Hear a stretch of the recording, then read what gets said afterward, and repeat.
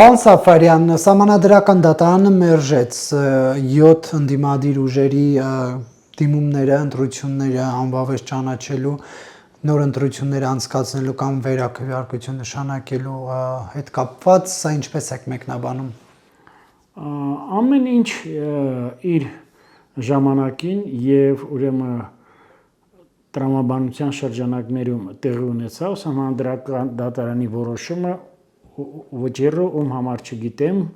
բայց իմ համար վաղուց ի վեր որոշված էր, իմ համար վաղուց ի վեր պարզ էր, հասկանալի էր, որ պիտի լիներ այսպիսի որոշում։ Ինչու համար եմ այսպես ասում, որովհետև այն փաստարկները, որ ներկայացրել են 7 ընդդիմադիր, կարծեմ 6 ընդդիմադիր են ներկայացրել, մի հոգին մի կազմակերպությունը կարծեմ Եվրոպական հանուն հանրապետության կար բոլորը միասին 7 էին, դա սպասվելի էր այդ որոշումը, որովհետև հստակ կերպով ակնկալվում էր, որ Սահմանադրական դատարանը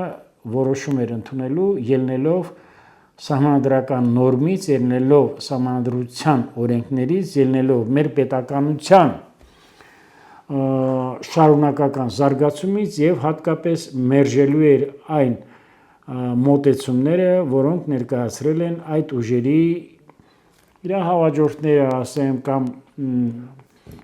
Սահմանադրական դատարանում ներկայացուցիչները, ասեմ։ Առավել եւս ես պիտի ասեմ, որ քաղաքացիական պայմանագիր կուսակցության ներկայացուցիչները բարձր դատարանում ինչպես պարոն Գրիգորյանը, Ջոլակյանը եւ առանձնակի ուշադրությամբ ես պիտի շեշտեմ Արդարադատության նախարար Տիկին Գալյանի պարզաբանումները, մոտեցումները, ինչու՞ չի նաեւ հարցադրումները մյուս քաղաքական, այսպես կոչված ուժերի ներկայացուցիչներին։ Ընդդիմությունը դժգոհ մնաց, ասում են, որ Սահմանադրական դատարանը իշխանահաճո որոշում կայացրեց, գոնե ասում են մանդատների վերաբաշխման բանը պետք է փոխեր մինչ այս որոշումը։ Տեսեք, Նարեկ ջան, փաստորեն երևի դուք ներքին համոզմունք ունեք իմ անձի հանդեպ, որ ես գրեթե 2 տարի ձեզ հարցազրույցներ եմ տալիս, երբեք չեմ ընտրել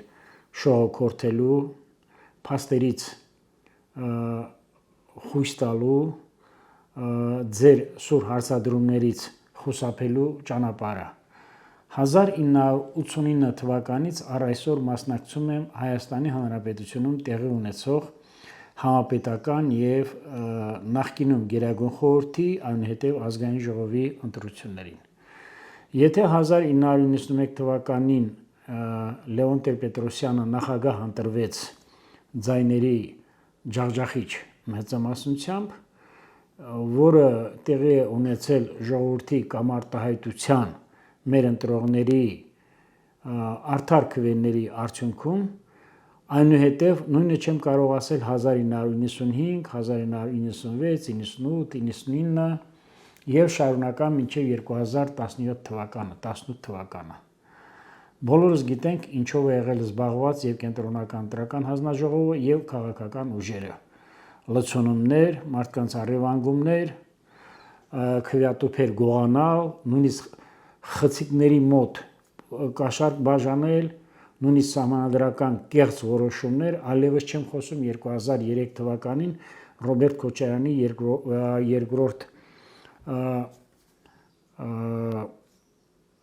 երկրորդ ժամկետը վերընտրվելու, ճակերտավոր վերընտրվելու առիթով Սահմանադրական դատարանը որոշում ընդունեց, որ պետք է անցկացնել 1 տարի անց վստահության, ուրեմն հանրաքվե, որ Սահմանադրական դատարանը համոզված լինի, որ կառավար ուժը ու կառավարող ուժը գնացել է այս ճանապարհով։ Եվ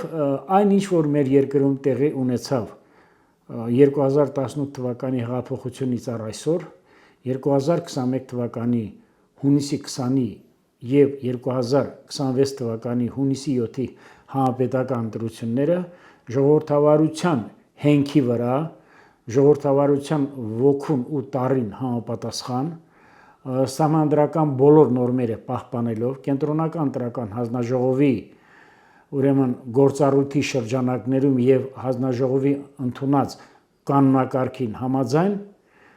աննախադեպ է նման չունեցող եւ զուգահեռներ անցկացնել մյուս իմ վերը թվարկած ընտրությունների հետ ես համարում եմ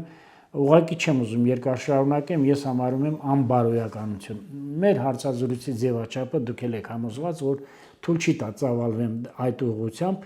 ասել որ չի եղել վարչական ռեսուրս ասել որ չի եղել սուբյեկտիվ մոտեցում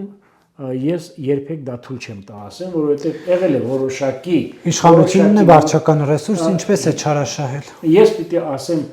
դա կարող է լինել անհատների կամ անձերի միայն այդ ուրեմն համադրմամբ կամ այդ ձևաչափով ասենք այո Նիկոլ Փաշինյանը անհատ է եւ կարող էր ցույցում տալ որ ես ասեմ որ եթե կառավարության ղեկավարը եւ քաղաքացիական պայմանագիրը որպես իշխող քաղաքական ուժ կամենար օգտագործել վարչական ռեսուրսները տեղական ինքնակառավարման մարմիններից սկսած մինչև գերատեսչություններ եւ ուժային կառույցներ կարող էր Փաշինյանը տուն նստած հանգիստ դա կյանքի բերեր կյանքի կոչեր նաեւ կարող էր այդ երեք քաղաքական այսպես կոչված հոսանքներից կամ այդ քաղաքական խմբակցություններից ես դա անվանում եմ հրոսակախմբեր, որովհետև դրանց ընտրած գործիքակազմը միայն կարող են անել դավադիրներն ու հրոսակախմբի ներկայացուցիչները։ Եվ երեք ուժերից մեկն ու մեկին ուղղակի հրահանգավորեր կամ կանչեր կամ նենգասպառնալիքով կամ չգիտեմ տարբեր գործիքակազմով արտապետական մեթոդներով ոչ թույլատրելի այնպես անել որ նրանք հրաժարվեին մասնակցելուց բացի դրանից էլ այս երեք ուժերը իրենց գործելակերպով հիմք են տալիս եւ կենտրոնական տրական հանձնաժողովին եւ Հայաստանի իրավապահ համակարգին տարբեր գործառույթներ իրականացնող իրավապահ մարմիններին ամբողջովին նրանց մասնակցությունը կատեգորիկ կերպով արգելելու հունիսի 7-ի ընտրություններին այդ բոլոր հիմքերը կար այնպես որ պետության կողմից ներողություն եմ խնդրում կառավարության կողմից գործող քաղաքական ուժի կառավարող քաղաքական ուժի կողմից ասել որ եղել է վարչական ռեսուրսի կիրառում կամ չգիտեմ սուբյեկտիվ մոտեցում որոնք ազդել են ընտրությունների վերջնարդյունքի վրա եւ ժողովրդի կամ արտահայտության քվե են գողացել կամ սուբյեկտիվ է եղել ես դա համարում եմ անբարոյականություն ես դա համարում եմ փաստերի նենգափոխում ես դա համարում եմ իրականությունից կտրված մեկնաբանություններ որովհետեւ նրանք այլ մոտեցում չունեն նրանք պիտի թմկահարեին այդպես եւ նրանց հիմնական նպատակը նա էր որ զարտուղի ճանապարհներով ուրեմն մերկապարանոց այսպես կոչված բացատրությունները եւ պարզաբանումներով եւ հիմնավորումներով հասնեն նրան որ այդ քաղաքական ուժերից մեկը առաջարկ ինչպես է կոչում բարգավաճ Հայաստանը ունենար ապահոver 60,000 ձայնի շեմը որպեսզի խորհրդարանում լիներ ոչ թե երկու ընդդիմադիր ուրեմն ապօրինի քաղաքական միավոր այլ 3 Բայց այնուհանդերձ վերադառնալով ՍԴ-ին, հա, կազմը ավելի շատ այսպես իշխանական դրամատրությունների մեջ չէ, օրինակ Սեյդա Սաֆարյանը, նույն նախագահ Դիլանյանը, որ ընտրվել է այս իշխանության օրոք, Շաթիրյանը, որին մակագրված էր գործը, էլի այս իշխանության օրոք ընտրվեց Սահմանադրական դատարանի դատավոր Չհաշված որ երկու անդամի էլի իշխանության հետ փոխկապակցված թույլ չտվեցին մասնակցել, սա արդյոք ազդեցություն չի ունեցել որոշման վրա։ Բացարձակապես ոչ, ձեր թվարկած անձնավորություններին ես անձամբ ճանաչում եմ, իհարկե ես իրենց հետ չունեմ գործնական կամ աշխատանքային որևէ առնչություն, ճանաչում եմ նաև Սահմանադրական դատարանի մյուս անդամներին, Արտուր Վաղարշյանին, մյուսներին եւ այլն, հատկապես Սահմանադրական դատարանի նախագահին Բայց ես պիտի ասեմ, որ նրանք գործել են անկաշկանդ, նրանք գործել են օրենքի շրջանակներում, սահմանադրական նորմին համապատասխան, Ընդհակառակը, իսկ ինչ է նշանակում գործող քաղաքական ուժի կողմից նշանակված կամ ներկայացված դատավորի թեկնածուներ, որոնք դարձել են բարձր դատարանի անդամներ։ Նախորդների ժամկետները անցել է, կամ նախորդների հետ կապված կար այնպիսի մոտեցումներ, որոնց համատեղելիությունը բարձր դատարանի դատավորի կարգավիճակին շատ դեպքերում օրենքի հետ հակասություն ուներ, դրա համար ընտրվել են նոր դատավորներ, այսինքն եթե հիմա մեկ այլ որոշում վավերացներ սահմանադրական դատարանը, ասենք Եվրամիության հետ կապված համագործակցության կամ ընկերակցության կամ չգիտեմ ԵԱՏՄ-ի տարբեր կամ ասենք Հայաստանում գործող բազմաթիվ հավատարմագրված արտոնագրվային կազմակերպությունների, կոնցեսիոն կազմակերպությունների, դա կլինի Գազպրոմը, դա կլինի Հարակովկասյան երկաթուղու հայկական բաժանմունքը, դա կլինի չգիտեմ օդանավակայանի ծառայությունների, ինչ է կարծում, պիտի սահմանադրական դատարանը քվեարկություն անցկացներ, թե ովքեր կարող են մասնակցել դատական նիստերին, սահմանադրական դատարանի նիստերին, թե ոչ։ Ես գտնում եմ, որ սա ինչ սուբյեկտիվ կողմնակալ մոտեցում է, պարզապես այն իրավաբանները եւ այն փաստաբանները, որոնք ներկայացնում են այս քաղաքական միավորների տեսակետները, ընդհանրապես նրանց նպատակը նա եղել, որ լավ վարձատրվեն։ Այդտեղ ուրեմն օրինականություն, արդարության շահեր եւ իրավապաշտպանություն եւ արդարադատություն նրանց գործունեության մեջ ես չեմ տեսել, համենայն դեպս կրկին ու կրկին շեշտում եմ, որ փայլուն կերպով եւ իր մեկնաբանությունների մեջ եւ նաեւ իր հարցադրումների մեջ ուղղված առ այս երեք ուժերի ներկայացուցիչներին արտարադատության նախարար Սրփուի Գալյանը ասեց այն, որը կարող ենք ասել մենք հերու լինելով եւ արդարադատության իրականացման այդ գործառույթներից եւ նաեւ մասնագիտական առումով։ Եվ հիմա ինչ զարգացումներ սպասել ՍԴ-ի որոշումից հետո։ Դե Նարեկ ջան, ես գիտեմ, որ դուք մի բան կա, մի բառ կա, որը կոչվում է հեդոնիզմ։ Կարծեք ես կուզենամ, գիտեք, իմ մեծ հարգանքը լրագրողական, այսպես ասած, ընտանիքի հանդեպ, բայց ես պիտի ասեմ, որ դուք շատ դեպքերում ավելի շատ հեդոնիզմի կողմնակիցներ եք, տեղի ունենան, ասենք, ինտրիգներ եւ դուք էլ որպես լրագրողներ հաջող ստանաք պապարացիական մոտեցման, ինչ եք կարծում, ինչ պիտի լինի։ Ես ուզում եմ ասեմ, Սամվել Կարապետյանն ասել է գաղտնի պլան ունի։ Գաղտնի պլան, այո, պլան A, պլան B, պլան G։ Եթե նրանք ունենային այդքան ուժեր, որ կարող էին իրենց քիմքին ստիպեին, որպեսզի բարձր դատարանը ընդուներ ըստ իրենց ճակերտավոր արդար որոշում իրենց քիմքին հաջող, ապա նրանք կարող են մի 5-10,000 հոգով շրջափակել սահմանադրական դատարանը։ Պարզից էլ պարզ է, ակնհայտ կերպով ճշմարտություն է, որ այդ ուժերի մուտքը ազգային սպասվելիք ազգային ժողով տեղի ունեցել միայն ու միայն կաշառքի պետականաքանդման ճանապարհներով, միայն ու միայն օտարերկրյա գործակալական ցանցերի հստակ ազդեցության ներքո։ Ընդհակառակը, եթե ուզում եք իմ Դե ասում է Սամվել Կարապետյանը դա սարկած են այդ ձայնագրությունը։ Հստակ հիմա ես իմ կարծիքս ասեմ, որ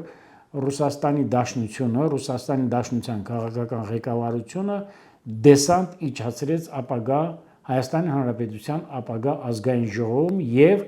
այդ երկու ուժերով փորձ է անելու օկուպացնի Հայաստանի Հանրապետության ազգային ժողովը, որը հստակ համոզված են, որ չի կարողանալու մնալու է կոկորդին, այդ են վկայում բազմաթիվ գործողություններ, տարաբնույթ մոտեցումներ, այցելություններ, Հայաստանի Հանրապետության հավասարակշռված եւ հավասարակշռման արտաքին քաղաքականությունը, ինչու՞ չէ հենց նաեւ ռուսական կողմը պիտի իր հաշվարկների մեջ վերստին հաշվարկներ կատարի եւ տեսնի, որ ինչքան էլ փորձի այստեղ հրահարի սոցիալական անկայունություններ, քաղաքական ուրեմն հրահարումներ, դա նրանց չի հաջողվելու։ Ես պիտի ասեմ, այս երեք ուժերը, որոնցից մեկը ակնհայտ կերպով չէր կարող ունենալ ազգային ժողովում ներկայություն, ինչ ապացուցեց Սահմանադրական դատարանը իր որոշմամբ, բոլորը անթակույց կերպով ղեկավարվում են ուրեմն հերրակառավարման վահանակով որպես խամաճիկներ Ռուսաստանի Դաշնության քաղաքական ղեկավարության կողմից։ Սամվել Կարապետյանը այդ ձեր ասած ընտրակաշառքի եւ այլն սարկած է համարում, ասում է սարքել են եւ կապ չունեն մեր հետ։ Ես խորհուրդ կտամ Սամվել Կարապետյանի եւ մյուս քաղաքական միավորների ներկայացուցիչներին, ազդեցիկ մարդկանց իրենց փաստաբանների միջոցով դիմեն Սահմանադրական դատարան, ասեմ թե մեր երաստիճան դատարաններ, եթե դրանք Սարքովի գործեր են, շինծու գործեր են, զրպարտչա գրեր են, մատնագրեր են, ես խորհուրդ կտամ նրանց դատի տան Հայաստանի Հանրապետության իրավական համակարգին, իրավական համակարգի գերատեսչություններին, սկսած ներքին գործերի նախարարությունից, ազգային անվտանգության ծառայությունից, հակակոռուպցիոն կոմիտեից, քննչական կոմիտեից, դատարաններից եւ այլն, ասինքն ինչ է նշանակում 252 թե 262 գործով արդեն հստակ կերպով արձանագրություններ կան եւ առերևույթ հանցագործություններ, որոնց մեծ մասը հանձնված է դատարան, ասինքն ինչ է կարծում, չկան ռուսական ուժեր իրավական հարթակներում, չկան Եվրամիության ուժեր իրավական հարթակներում, բայց ինչպես եղավ, որ ասենք ԱՊՀ միջխորհրդարանական ներկայացուցիչները ընտրությունների հետ կապված դրական գնահատեցին սկզբից, այդ ինչպես եղավ, որ ասենք աշխարհի բոլոր երկրները բացառությամբ Ռուսաստանի Դաշնությունից եւ Բելոռուսից շնորհավորեցին Հայաստանի Հանրապետությունում ժողովրդավարության բարձր ուրեմն սկզբունքների ուրեմն ներկայությամբ տեղի ունեցած Լավ, պարոն Սաֆարյան, գաղտնի պլանը Սամվել Կարապետյանի ինչ կարող է ենթադրել հաշվի առնելով իրես մեկ տարվա քաղաքական գործունեությունը, թե ինքը ինչ է արել։ Ես ասեմ, որ սա լինելու է հերթական կերպով ունեն իրենք 3 ճանապարհ։ Ռուսաստանին քարշ գալ ռուսական որոշակի շրջանակների նկատի ունեն կառավարական դռների առջև, դա կլինի քարշ գալ, այո, քարշ գալ, ուրեմն մուրան քաղաքական ողորմություն, դա կլինի դռնապանների մակարդակով, դա կլինի հրահանգիչների մակարդակով, ռուսական գերատեսչությունների կառավարական, որպեսզի Ռուսաստանի Դաշնությունը իրենց ներկայացրած դեղատոմսերով Հայաստանում անընդհատ հրահարի սոցիալական ուրեմն ցնցումներ ասեմ կամ ասենք սոցիալական երևույթներ, անկայունություններ, անկարգություններ, որը կարող է տանել դեպի մեր երկրի քաղաքական անկայունությանը, որը նրանց չի հաջողվելու։ Սա մեկ, երկրորդը կաշառքի ճանապարհն է եւ երրորդը կաշառքով ինչ անեն։ Դարձյալ ժողովրդին կաշառք տան եւ բերեն հանրահավաքի, որովհետեւ այդ ընտրազանգվածը հստակ կերպով ես ասում եմ, այդ ընտրազանգվածը միայն գոյացել է Հայաստան Դաշինքի Բարգավաճ Հայաստան կուսակցության ներկայացուցիչների կամ ընտրազանգվածի առումով եւ հատկապես ուժեղ Հայաստանի առումով գոյացել է միայն կաշառքի, ռուսական սպառնալիքների եւ նաեւ այն պատժամիջոցների, որ կարծեք թե Ռուսաստանը առաջ էր քաշում մեր մթերքների, խմիչքների, երկաթուղու, գազի թանկացման ամենամեծ ուրեմն կարծեք թե սպառնալիքը հենց գազի թանկացման խնդիրն է, կարծեմ դուք էլ հարց բարձրացրեցիք եւ Ինչ գիտեք, որ ընտրակաշառքով է ամբողջ այդ 340,000 հոգին գնացել ընտրել Սամվել Կարապետյանին։ Ասեմ, նախ նրանց մոտեցումը հանրային քաղաքական դաշտում, նրանց հարցազրույցները, նրանց քաղաքական պատկերը, այդ կուսակցությունների քաղաքական ներկապնակը միայն հիմնված է վրեժխնդրության հիմքով։ Կապված ուրեմն սոցիալական ոլորտում, արդարադատության ոլորտում, դպրոցաշինության, կրթության, մշակույթի, հատկապես առողջապահության ոլորտում նրանք չեն կարող բերել այնպիսի մի փաստարկ, որի մեջ կարող է մեղադրել Հայաստանի կառավարությանը, բայց նրանց տասնամյակների շարունակ գործունեության հետևանքով այնքան ձախողված եւ խոցելի փաստարկներ եւ նաեւ տապալված գործակներ կան, որ նույնիսկ ասեմ անհամատեղելի է նրանց մասնակցությունը ապագա խորհրդարանում։ Ամբողջը սա է եւ ամբողջ քարոզչական այդ կամպանիայի արշավի ընթացքում ակնհայտ դարձավ նրանց մերկապարանոց լինելը, ել չեմ խոսում, որ ցուցակը, որը պիտի ներկայացվեր ազգային ժողովի падգամավորների առումով, տեխնացուների առումով կենտրոնական ընտրական հանձնաժողով, այստեղից անտեղից հավաքագրված մարդիկ էին։ Դաշնակցության որոշ գործիչներ եւ նաեւ կարծեմ այդ Էջմիածնի տեխնացուն, որը Արգիշտի Մեխակյանի մրցակիցն էր, բանի տեղական հիմնակառավարման մարմինների վաղար շաբաթի խոշոր ասած համայնքի ընտրությունների ժամանակ, ահա սա է, նորից եմ կրկնում, այն որ ձեռք է բերվել մեր պետության մեջ այս ոլորտներում կառավարական,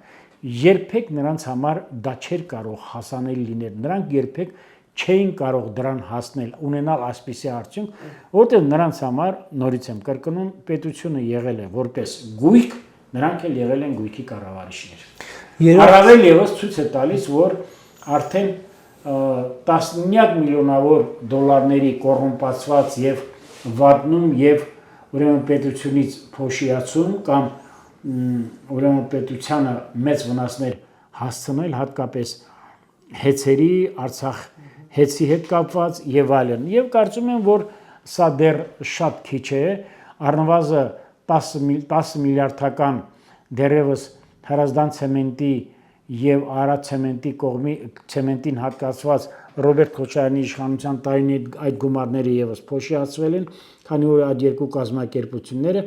միայն արտադրում էին եւ իրենց արտադրանքը վաճառում էին ձախ ճանապարհով, կանխիկ ճանապարհով եւ բյուջե մուտք չէր գործում։ Այնպես որ ընդդիմությունը թե թեժ գառնան, եւ թե թեժ ամռան, եւ թե սպասվելիք թեժ աշնան տեսանկյունից իր գործնեության առումով ոչ մի հաջողության չէր կարող հասնել։ Եվ վերջին հաշվով Նարեկ, գիտեք ինչ կա, ես այդպիսի մեծ գուշակությունների եւ կռահումների եւ առհասարակ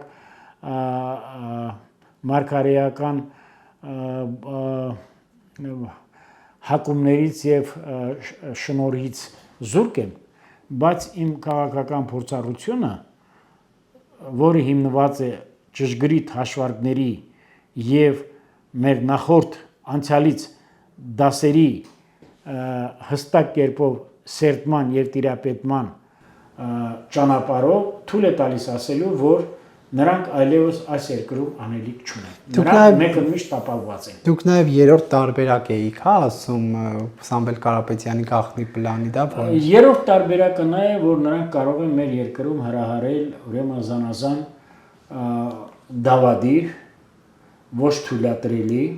արտապետական, արտախորհրդարանից դուրս այնպիսի գործողություններ, որոնք կարող են երկիրը տանել դեպի ինչ օրինակ անկայունության։ Շատ բաներով ամեն ինչ հնարավոր է, ասենք վարսկանների ներկայություն, 5-րդ Շարասյան ակտիվացում, հայբրիդային սպառնալիքների գործիքակազմ, ասենք թե դրանցից մեկը Գազպրոմն է, մյուսը 102-րդ ռուսական ռազմաբազան է, որը կարծեք թե արդեն ընդամենը դա թղթի վրա գրված մի կազմակերպություն է, բուտաֆորիկ կազմակերպություն է, մյուսը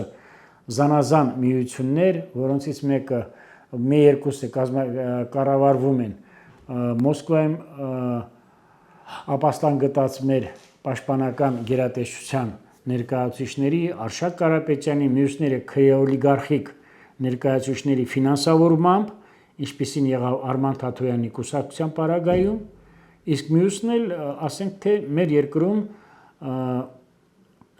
ծվարած քաղաքական կոնյունկտուրայի առումով 1-2 հասարակական կազմակերպություններ, որոնք ակնհայտ կերպով անթակույց կերպով սպասարկում են երկրորդ նախագահի քաղաքական շահերը, ասենք թե ԱԱԾ-ի սպաների, ԱԱԾ-ի ուրեմն զորացրված կամ նախկին սպաների միությունը Եվս այդպիսի կազմակերպություններ, որոնք Դուք անընդհատ խոսում եք այդ միության մասին, ինչ խնդիր եք անընդհատ տեսնում։ չեմ խոսացել, մեկ Նախորդ հարցազրույցում խոսացել։ Մարդիկ, որոնք Դա ղեկավարում է ԱԱՑ նախկին տնօրեն, ավելի ճիշտ տնօրենի պարտականությունները կատարած Միքայել Համբարձումյանը։ Այդ մարդը մինչև 2018-19 թվականը եղել է ԱԱՑ-ի քննչական դեպարտամենտի ղեկավար, հայտնի է իր կոռումպացված ճակատագրով։ Այդ մարդը որոշակի առումով ԱԱՑ-ում օպերատիվ հետախուզական աշխատանքներից տասնյակ կիլոմետրերով հեռու անձնավորություն է եղել, այդտեղ նաև ծվարած են ԱԱՑ-ի նախկին փոխտնօրեններ, բարձրաստիճան սպաներ, որոնք մեղմ ասած բարոյական եւ մասնագիտական եւ իրենց հետախուզական գործունեության առումով աչքի չեն ընկել դրական եւ լավագույն օրինակներով։ Ես դա ինձնից չեմ հորինում, ես դրանց մեծ մասին անձամբ ճանաչում եմ, իսկ այն բաներն էլ, երևույթներն էլ, փաստարկներն էլ, երբ որ ես հարցազրույցներ եմ տալիս, ասում եմ, դրանք հիմնված են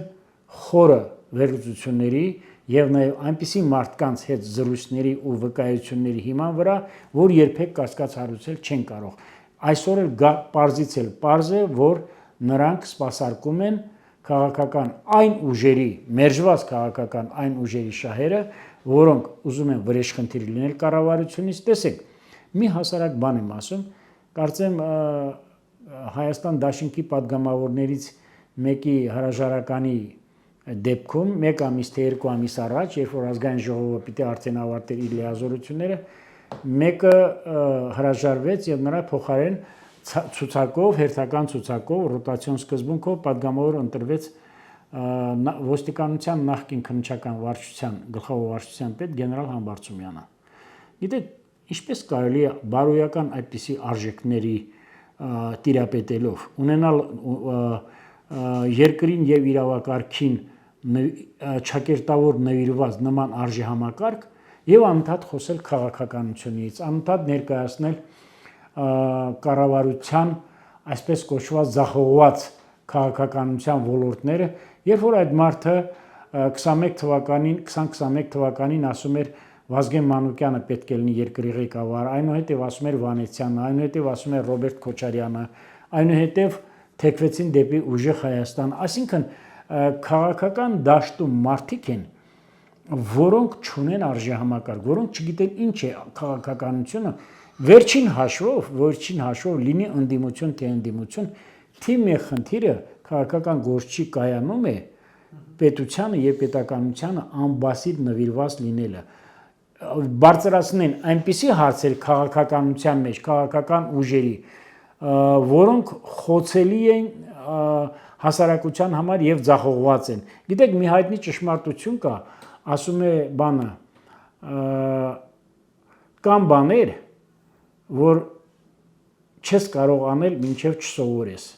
Եվ կա հակառակը, ասում է կան էլ բաներ, որ չես կարող սովորել մինչև չանես։ Հիմա իմ ամբողջ այս գործունեության, քաղաքական գործունեության տասնամյակների փորձը ինձ թույլ է տալիս հայտարարելու, որ այն որոշումը, որը կայացրել է այսօր Սահմանադրական դատարանը կամ բարձր դատարանը, միայն ու միայն կատարել է, այդ որոշումը կայացրել է արտահայտելով մեր ժողովրդի բացարձակ մեծամասնության կամ արտահայտությունը քաղաքական ցանկությունները։ Ես ես հստակ կերպով ասեմ, որ այդ 320,000-ը, որ կարծեմ ուներ ուժեղ Հայաստանը, հա, եւ 140,000 Հայաստան դաշինքը, նրանց նաեւ ընտրողների մեծ մասը, չնայած նրանք գումարը վերցել են եւ գնացել են ընտրությունների, հիասթափվել են, ապրումներ ունեն հիմա այժմ խորը հիասթափված են եւ նրանք մոլորվածներ են։ Այդպիսի մոլորվածներ են նաեւ մի քանի հազար հոգի Արցախից, Լեռնային Ղարաբաղից բռնի տեղահանված բնակիչները, որոնց հետ աշխատանքը ձեզ հավաստիացնում, այս մի առումով հավաստիացնում եմ, որ շուտով տալու է այն ցանկալի արդյունքը, որ մեր բռնի տեղանված Լեռնային Ղարաբաղի բնակիչները շուտապույտ կերպով ինտեգրվելու են Հայաստանի Հանրապետության տնտեսությանը, մշակույթին, արդարադատությանը եւ քաղաքական կյանքին։ Պարոն Սաֆարյան, իսկ իշխանության կողմից ինչ գործողություններ կլինեն հաշվի առնելով թե նախընտրական շրջանում ինչ խոստումներ էին հնչում։ Ես համոզված եմ, որ իշխանությունը պիտի հաշվի առնի նախորդ տարիների փորձը եւ հատկապես դառը փորձը, որովհետեւ այս ընտրությունների ընթացքում նախընտրական քարոզչության ընթացքում այս աշխատանքները այնքան պատասխանատու եւ ծանրաբեռնված էին եւ պիտի ասեմ, որ ընտրազանգվածի շուրջ 40%-ը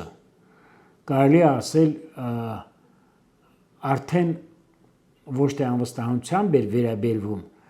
այլ լուրջ զայրացած էր եւ հանդգնում էր կառավարության ղեկավարին եւ ղեկավարող քաղաքական ուժին ներկայացնելու այնպիսի խոստումներ, նրանց հիշեցնելու այնպիսի խոստումներ, որոնք խոստացել էին 21 թվականի համապետական ընտրությունների նախագիծին եւ չեն կատարել, հատկապես արդարադատության ոլորտում, կապված այդ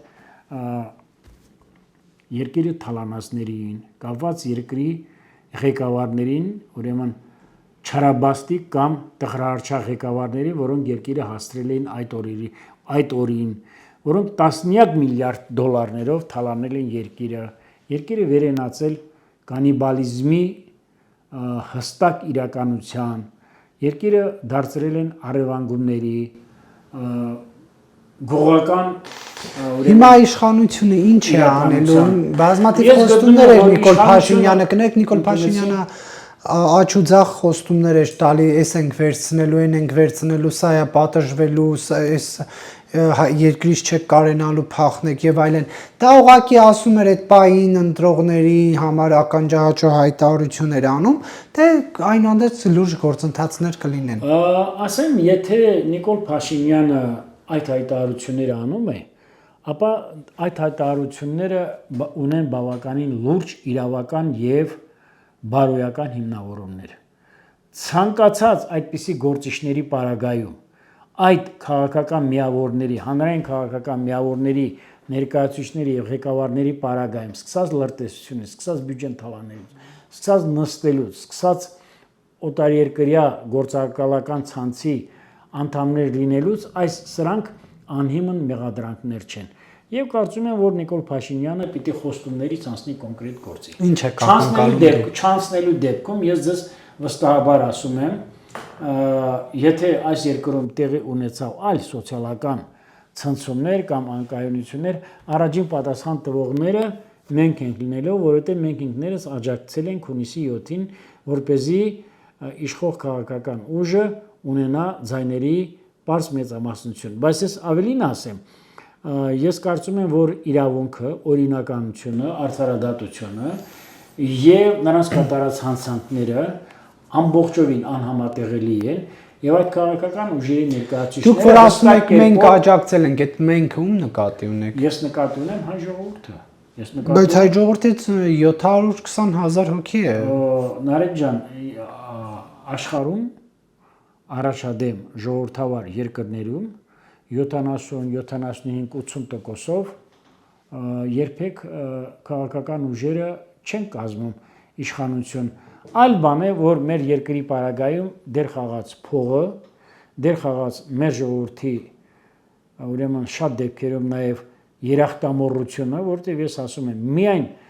անվճար առողջապահությունը, Հայաստանի Հանրապետության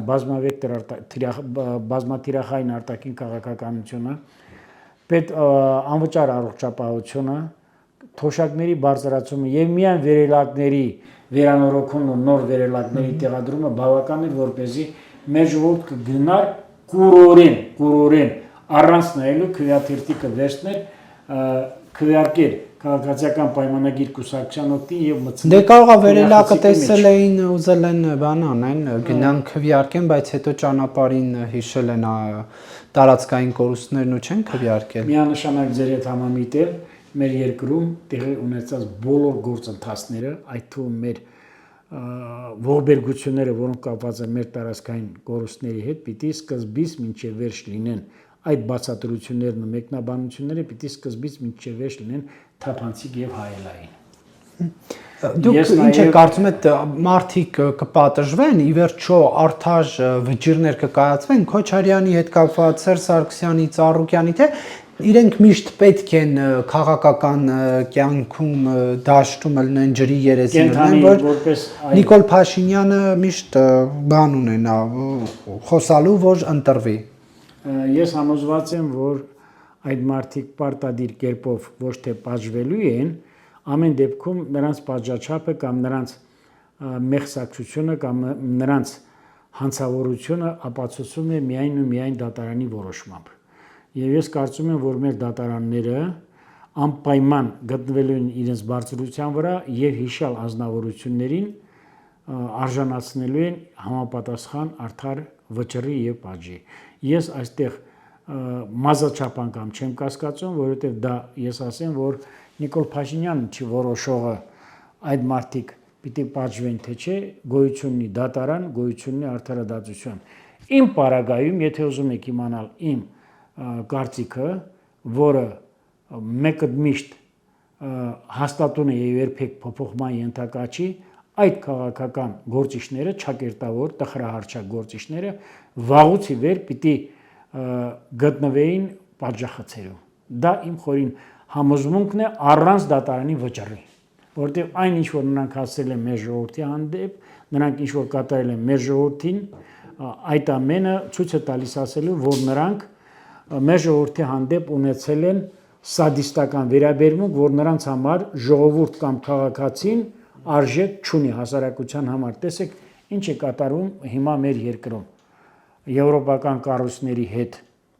համապարփակ աշխատանք, չէ՞, վերջերս էլ Եվրամիության բարձր հանձնակատարի ժամանումը տարածաշրջան եւ ինչի՞ չունի բազմաթիվ պրոջեկտների իմպլեմենտացիոն արդեն մեկնարկներ եւ այդ ամենը թույլ է տալիս ասելու, որ տնտեսության զարգացման, երկրի ենթակառուցվածքների զարգացման ուրվանկարները, հեռանկարները, ուրվագծերը երևում են եւ սա պիտի անպայման ուղեկցվի երկրի ներսում տնտեսական արդարադատության ոլորտի իրավական համակարգի ամենախորը բարեփոխումներին համընթաց։ Պարզապես այդ Եվրոպայի հետ դեռ ամեն ինչ այդպես միանշանակ է, թե ոչ, որովհետև 27 անդամ պետություն պետք է իր համաձայնությունը տա։ Գիտեք, Նարեկ, հստակ է, որ մենք դեռևս Եվրամիության առումով, ինչպես ասում են,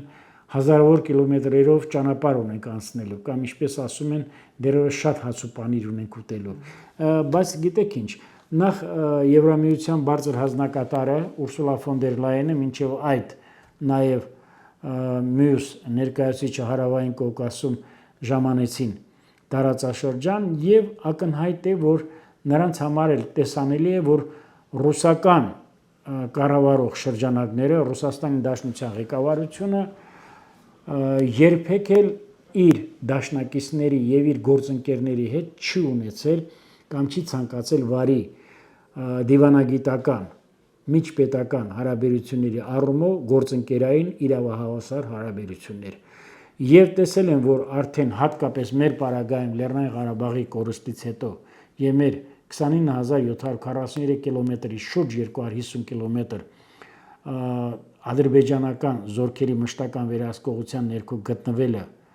այս ամենը կատարվել է մեղմ ասած Ռուսաստանի Դաշնության մասնակցությամբ, մեղմ եմ ասում, եւ նաեւ նրանք ուզում էին ամեն կերպ տարածաշրջանը մտցնել այնպիսի մի ձևաչափ 3+3, որը թույլ կտա հատկապես Ռուսաստանին, ինչու՞ չի նաեւ Թուրքիային ունենալ իմպերատիվ եւ դոմինանտ հեղինակություն եւ ազդեցություն տարածաշրջանում, սակայն եվրոպական կառույցները, ինչպես նաեւ Միացյալ Նահանգների ներկայությունը եւ եվրոպական կառույցների ներկայությունը, այդ թվում առաջին հերթին մշտադիտարկում իրականացնող Եվրամիության քաղաքացիական առաքելության ներկայությունը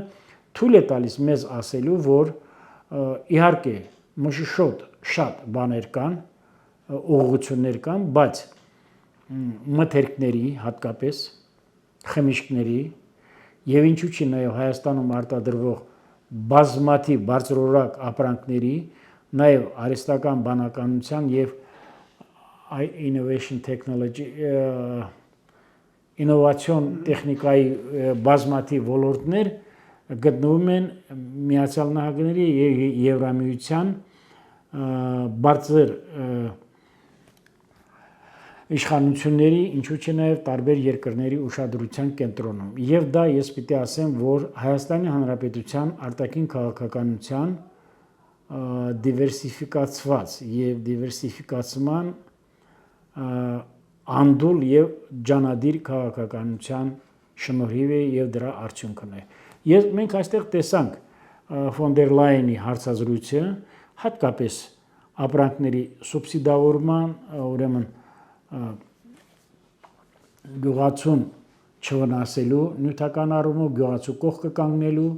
խաղաղության ճանապարհը ընտրած Հայաստանի եւ Ադրբեջանի տնտեսությունների ինտեգրացման առումով, չնայած գիտեք,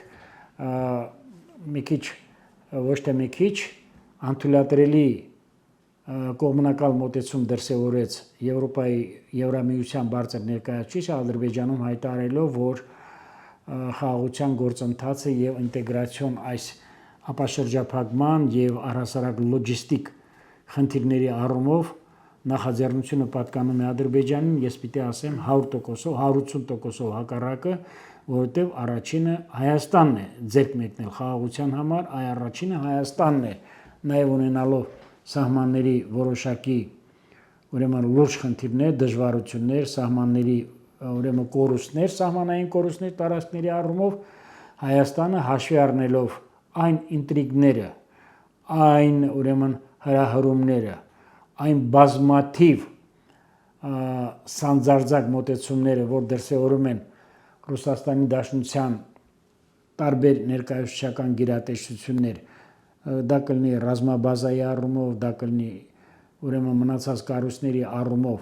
եւ գնալով սաստկանում են եւ ահագնանում են, սա ինչպես ասում են, եթե մի դուռ փակում է, ապա 2 կամ 3 դուռ բացվում են։ Այս ուղղությամբ ես համոզված եմ, որ մեր արտաքին քաղաքականությունը շատ անելիքներ ունի, բայց որ մենք ընտրել ենք այն ճանապարհը, որը մեզ կարող է միավորել, դարձնել աշխարհի առաջադեմ ընտանիքների անդամներից մեկը, ընտանիքներում որպես լիիրավ անդամ, ես երկու կարծիք ունենալ չեմ կարող, ես 100%-ով համոզված եմ եւ այսօր ես իմ գործունեությունը հենց 100% կարող եմ իմ գործունեությունը տեսնել միայն այս ուղղությամբ եւ այս հարցակներով։ Եվ ինչ է կարծում Ռուսաստանը այլևս կարձագանքի ՍԴ-ի որոշումից հետո, թե ոչ։ Տեսեք, Ռուսաստանը ինքը չար պետություն է։ Միջազգային ուրեմն դիվանագիտական պրակտիկայում կան այսպիսի տերմիններ, ես ասեմ, որ չասեցի, Ռուսաստանը Հայաստանի վերաբերում է որպես անջատվող պետության։ Այսպիսի պրակտիկայում միջազգային դիվանագիտական առումով կա մի եզրույթ, որը կոչվում է breakaway republic, անջատվող,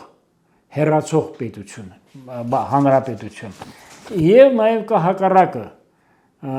rough state, չարագույժ պետություն, որից կարելի է ամեն ինչ սպասել։ Եթե ավելի քան 1 դարյա, որից հետո Խորհրդային Միությունը կործանվելուց, քայքայվելուց հետո ավելի քան 30 տարի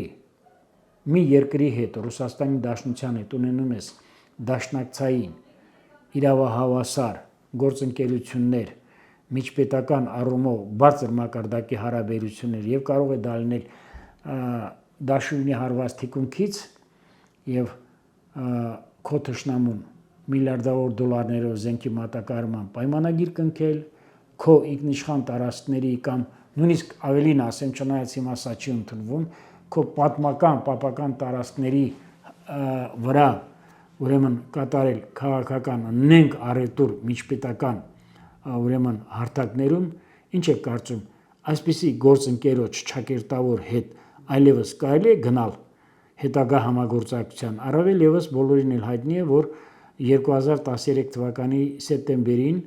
Եվրամիության հետ համագործակցության, ընկերակցության,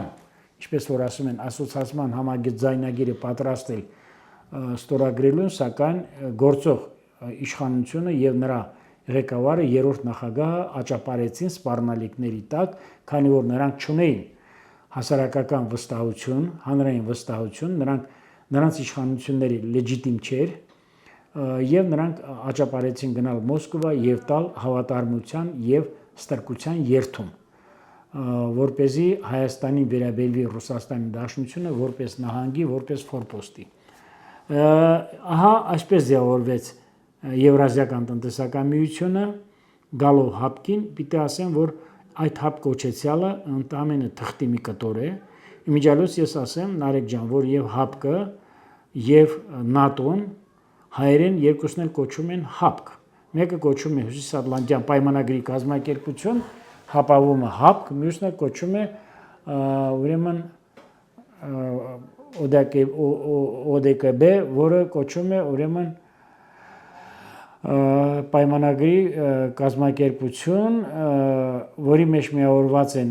մի քանի երկրներ, այդ թվում Հայաստանը, Բելարուսը, Ղազախստանը, Ռուսաստանը, վերջացնում եմ, բայց ես պիտի հավաքական անվտանգության պայմանագրի կազմակերպությունն է, բայց ես պիտի ասեմ, որ այստեղ որոշում ընդունողը Ռուսաստանն է, Ռուսաստանի Դաշնության նախագահ Պուտինն է, ընդհակառակը ես պիտի ասեմ, որ Ղրիմի թնջուկը ակնհայտ կերպով այն գլխից էլ սկզբից էր, երբ որ արդեն Ղրիմի թնջուկը առաջ եկավ քաղաքական միջպետական հարաբերություններում, ակնհայտ կերպով երևում էր, որ Լեռնային Ղարաբաղը մատաղ էր արվելու քաղաքական կամ տարածաշրջանում խաղացող պետությունների քաղաքական շահերին։ Եվ պարոն Սաֆարյան, քիչ առաջ համատեղ հայտարարություն տարածեցին ուժեղ Հայաստանը, Հայաստան Դաշինքը, Բարգավաճ Հայաստանը, Հայ ազգային կոնգրեսը եւ ազգային ժողովրդավարական բևեռը, ըստ էության նաեւ կարելի ասել, որ սրանք Սամվել Կարապետյանի միավորման առաջարկ ընդունած ուժերն են, բայց ինչեւ է, անդրադառնալով հայտարարությանը, այս ուժերի նշվում է, որ Սահմանադրական դատարանի որոշումը չի լուծում ձևավորող իշխանության լեգիտիմության հարցը նման պայմաններում ու արձանագրված արդյունքներով ձևավորված իշխանությունը զուրկ է լեգիտիմությունից, չի սրբագրում ընտրական կեղծիքներն ու չի վերացնում զանգվածային ընտրախախտումները եւ չի լուծում երկրում առկա խորքային քաղաքական ու իրավական ճգնաժամը։ Նշվում է նաեւ, որ ընդհակառակը վերջին իրավական ատյանի կողմից խախտումների արձանագրումից ուղիղ հրաժարվելը խորացնում է երկրում առկա ճգնաժամը, չի նպաստում ներազգային համերաշխության մթնոլորտի ձևավորմանը եւ պայքարը տեղափոխում է քաղաքական դիմադրության դաշտ, ուստի առկա քաղաքական ճգնաժամի հաղթարման եւ սահմանադրական կարգի վերականգնման նպատակով ներքոստորագրյալ քաղաքական ուժերը հայտարարում են հետեւյալ սկզբունքային ուղղությունների շուրջ համախոհություն եւ միասնական քաղաքական օրակարգ ձևավորելու վերաբերյալ, սա ինչպես է մեկնաբանում այս մասը արձագանքեք, միջև կետերին ծանոթանամ, թե ինչի շուրջ են։ Ասեմ, ես չեմ կարող ձեր ժամանակը վատնել, խլել, շատ կարճ։ Չէ, կներեք, ըստ էության իրենք ասում են, որ իշխանությունը լեգիտիմ չի, ընտրակեղծիքներով է ձևավորվել։ Երախտամոռ քաղաքական ուժեր են, հատկապես ազգային ժողովրդական բևեռը, որը սկսած շուրջ 20 տարի առաջ մեկ ծառայում էր Լևոն Տեր-Պետրոսյանին, մեկ ծառայում էր Սերժ Սարգսյանին, մեկ փորձ էր անում ծառայել Նիկոլ Փաշինյանին, դրանք քաղաքական դաշտում մերժված քաղաքական ուժեր են, տապալված եւ ձախողված, ֆիասկո ապրած, եւ այդ բոլոր ուժերը, որոնք ներկայացրել են իրենց պահանջները եւ դիմումները սահմանադրական դատարան, նրանց ներկայացուցիչները չունեն երկրին ծառայելու եւ առհասարակ հասարակությանը ծառայելու գործչի արժի համակարգ, այլևս չեմ խոսում անհատների մասին, եւ ես ասում եմ, նրանք չեն կարող ներկայացնել մի ծրագիր, մի քաղաքական պրոջեկտ, որը կարող է ազգային շահերի տեսանկյունից Հայաստանի պետականությանը եւ սպառնացող վտանգներին եւ նետված մարտահրավերներին դիմակայելու առումով ներկայացնել ամփոփ եւ բովանդակալից ծրագիր եւ առհասարակ նրանք քանի որ անընդհատ օգտվել են իշխանությունների լափամանից եւ կերակրատաշտից եւ առաջնորդվել են միշտ երկրի նախորդ ղեկավարների քիմքին եւ ուրեմն նրանց ոգում հաջող սկզբունքներով նրանք բացարձակ կերպով ոչ մի հաջողության Հայաստանի ընդդիմադիր քաղաքական դաշտում չեն կարող ունենալ Հայաստանի ընդդիմադիր քաղաքական դաշտում պիտի լինեն այնպիսի անձնավորություններ եւ այնպիսի քաղաքական միավորներ որոնք ունենան արժի համակարգ որոնք վստահություն ներշնչեն մեր ժողովրդի կողմից որպեսզի կարողանան անընդհատ մատնացույց անել գործող իշխանության եւ գործող իշխող կառավարող քաղաքական ուժի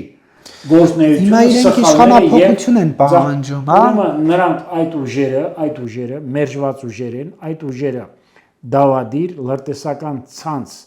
լրտեսական ցանցի մեջ ներդրված ուժեր են եւ ես պիտի ասեմ այդ ուժերի ներկայացուցիչները այսօր որպես խրախճանք շարք են կանգնած լրտեսական եւ դավաճանական հայթրիզմ մեղադրանքով ԱԱԾ-ի շենքի առջև եւ պատահական չէ որ արդեն մենք տեսնում ենք ներկայացուցիչներ եթե 1 ամիս 2 ամիս առաջ մի հոգի էր ապա բազմաթիվ ներկայացուցիչներ կան եւ ես հստակ կերպով երբ որ ասել եմ $100 միլիոն ավել է ներդրվել Հայաստանի քաղաքական դաշտում ընտրությունները ստվեր գցելու առումով եւ հակապետական գործնեության հետևանքով տապալելու Հայաստանի պետականությունը այսօր էլ հստակ կերպով ասում եմ որ օրեցօր ի հայտ են գալու տարբեր քաղաքական գործիչների եւ այդ քաղաքական բանդաների եւ ռուսակախմբերի ուրեմն ներկայացուցիչների ուրեմն կատարած գործարքների եւ գործողությունների հետևանքով այնպիսի փաստարկներ որոնց ասում են որ մեր ժողովուրդը տալու է արժանի պատիժ նրանք Հայաստանի քաղաքական դաշտում ոչ մի անելիք չունեն քանի որ նրանք զուրկ են քաղաքական եւ ազգային արժի համակարգից եւ ազգային մշակույթի հոգեկերտվածքից գիտեք ասեմ Ռոբերտ Քոչարյանին հարց եմ տալիս մի գրքի հետ կապված ասում է ես գիրք չեմ կարդում դուք հասկանում եք ինչ է նշանակում մարդը ասի ես գիրք դե կարող է լսում է հիմա թույլ է տալիս իսկ նրանց խոսույթը եւ նրանց հարցազրույցները նրա Սամվել Կարապետյանի Գագիկ Ծառուկյանի դուք որպես լրագրող երբ որ դուք ունկնդրում եք եւ ակնդրում եք արդյոք դուք համոզված եք որ նրանք կարող են նաեւ լսել կամ ընթերցել արդյոք այդպիսի հիմք կա որ նրանք նաեւ լսում են ուղղակի ես ձեզ հարց եմ տալիս ես կարծիք չեմ հայտնում բան Սաֆարյան շնորհակալություն հարցազրույցի համար շնորհակալ